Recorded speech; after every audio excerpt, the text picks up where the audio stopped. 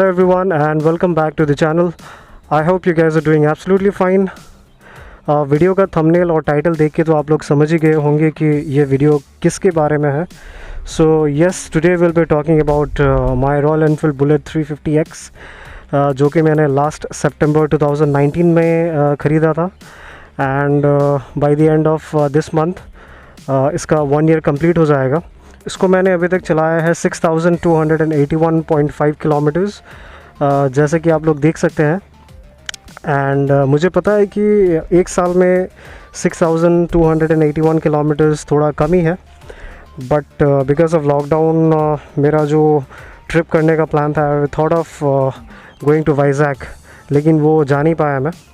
सो मैंने सोचा कि नहीं, एक छोटा सा एक रिव्यू दे देता हूँ अपने बाइक का. पॉजिटिव पॉइंट्स है, क्या क्या नेगेटिव पॉइंट्स है.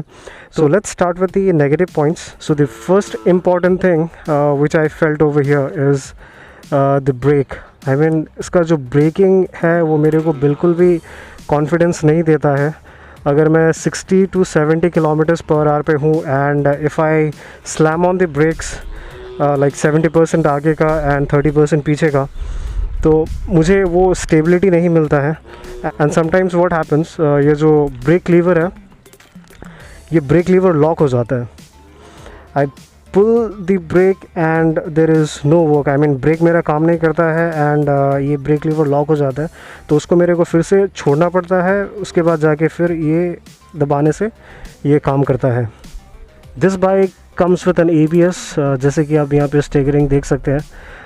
ये जो पेडल डिस्क अभी हम लोगों को मिला है, पहले तो सारे ये किक स्टार्ट वर्जन या फिर स्टैंडर्ड वर्जन में आपका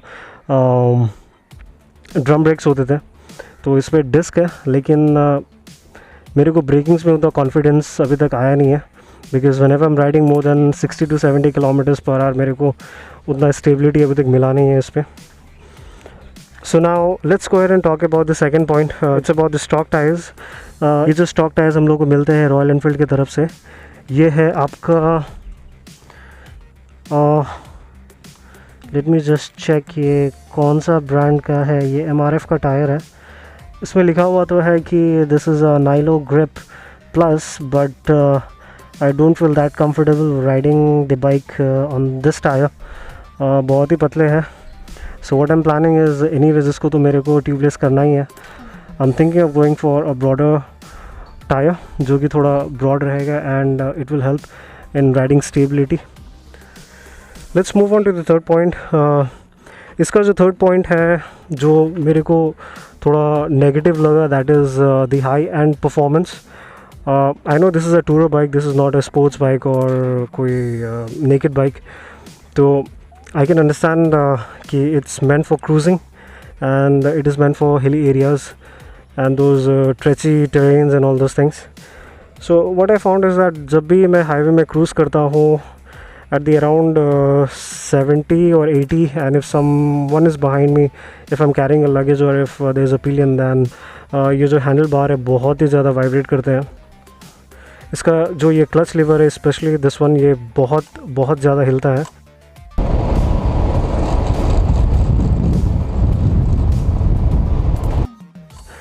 and I haven't seen any vibration on this mirror, but इस वाले मिरर पे मेरे को बहुत ज़्यादा वाइब्रेशंस देखने को मिलते हैं. And yes, of course handle bar पे भी वाइब्रेशंस होते हैं एंड फुट पैक्स पे उतना मेरे को फील नहीं हुआ है. आई विश कि अगर इसका टॉप एंड परफॉर्मेंस अगर थोड़ा अच्छा होता तो बहुत ही मस्त होता ये बाइक हाईवे पे क्रूज़ करने के लिए. Alright, so let's move on to the next point. So जैसे कि हम लोग को पता है कि it's a tourer bike and mostly people prefer Royal Enfield for touring. They take this bike for I mean Ladakh and all those regions. So what I was thinking कि इसका अगर cushioning थोड़ा softer side पे रहता, then it would have been more comfortable for the rider as well as for the pillion. तो दोनों को I mean comfortability अच्छा होता. I have seen people, they are using those aftermarket cushions as well for the rider as well as for the pillion, so that they can be more comfortable. क्योंकि ये थोड़ा hard है. It shouldn't be that hard or that soft, but अगर थोड़ा सा softer side पे रहता तो ये बहुत ही comfortable होता. Alright, so let's move on to the next point, जो कि मेरा बहुत बड़ा सरदर्द है, बहुत बड़ा हेडेक है। जो रॉयल एनफील्ड बाइक ओन करते हैं उनको तो पता ही होगा कि दे कम विद ट्यूब टायर्स, इस पर ट्यूबलेस नहीं होता है। And that is the biggest disadvantage which I think. अभी जितने भी क्लासिक 350 BS6 वाले मॉडल्स आ रहे हैं उस पर अभी अलॉय व्हील्स आ रहे हैं and they are becoming tubeless slowly. I know it has the advantage of taking those harsh terrain and those potholes, ये जो spoke wheels है, but अगर रास्ते पे कहीं पे पंक्चर हो गए then that will be a big pain.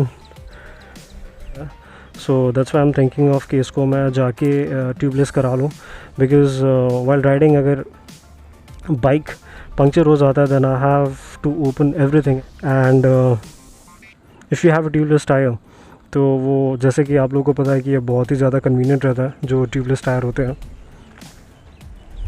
So this is one of the biggest disadvantage which I feel, because if you go for a ride and if the tyre is getting punctured then there is a big problem. और जैसे कि ये bike आता है AVS के साथ में and if we have to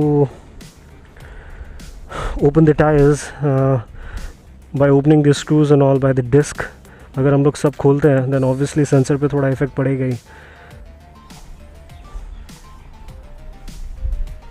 alright, सो जैसे कि हम लोगों ने अभी इसके नेगेटिव पॉइंट्स के बारे में बात किया है, now let's talk about the positive points. जो इसका फर्स्ट एडवांटेज मेरे को लगता है इज़ द वेट।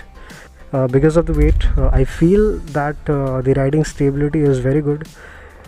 सामने से अगर कोई बड़ा सा ट्रक या फिर कोई बड़ा सा बस चला जाता है then you don't feel uncomfortable, bike थोड़ा हिलता नहीं है। The second positive point which I feel is the comfort of this pillion seat. जैसे कि मैंने आप लोगों को बोला था कि इसका जो पिलियन कम्फर्ट है that is very good. You get ample amount of space where 3 people can easily sit. अगर 2 बंदे ट्रैवल कर रहे हैं then it's well and good because both of them will be getting good amount of space to comfort themselves. So yes, the comfort and the space of the pillion seat is very much good, because I have taken feedback from few of my friends जो इस bike पे as a pillion बैठे हुए थे for near about 250 kilometres के ride पे।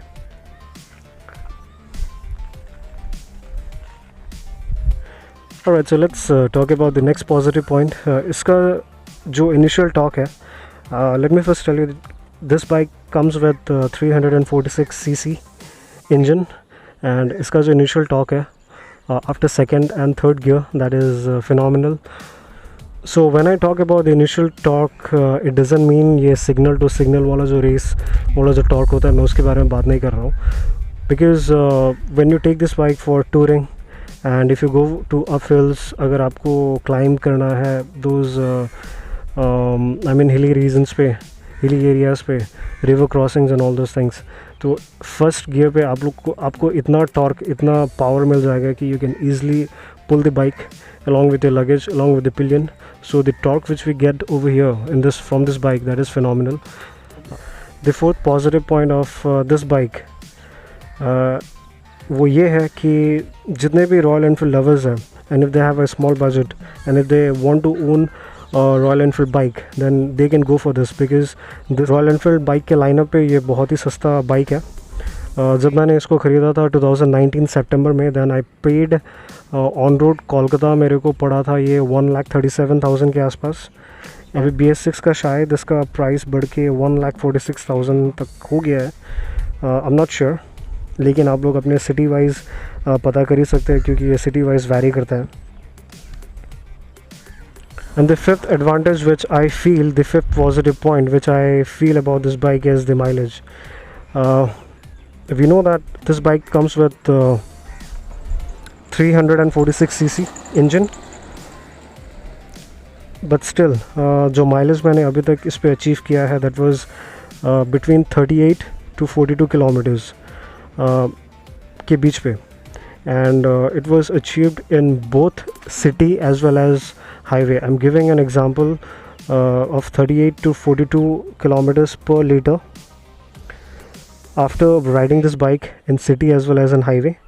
तो मैंने दोनों कंडीशंस में मैंने इस बाइक को चलाया था, बट आफ्टर 1 ईयर मैं इसका और एक बार माइलेज टेस्ट मैं करना चाहता हूँ, बिकॉज़ अभी तक मैंने इसका सर्विसिंग 2 बार ही कराया है। इस बाइक पे सिंथेटिक इंजन ऑयल लगता है, दैट्स वाई इसका जो सर्विस ड्यूरेशन है ये थोड़ा बढ़ गया है। तो the next service which I need to do is in September 2nd। इसका 3rd फ्री सर्विसिंग डेट है, और इससे पहले मैंने करवाया था March 2 तारीख को, और उन्होंने मुझे बोला था कि if you clock 10,000 kilometres than you can come for the servicing, और you can come on 2nd of September। तो ये 10,000 तो होगा नहीं, so what I will do, I will go on 2nd of September for the servicing.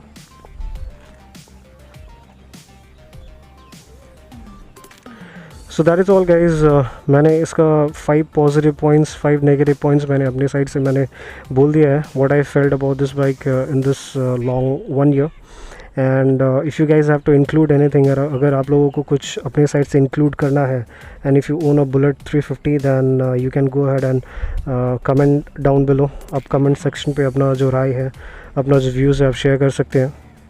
Apart from that, I love this bike, and in the month of October I might go for a long ride that will be like 700 kilometer के आसपास, so I'll be disclosing the destination later। अभी तक वो sure नहीं है because of this lockdown situations। That's it guys, thank you for watching the video, and I'll see you guys soon। Thank you।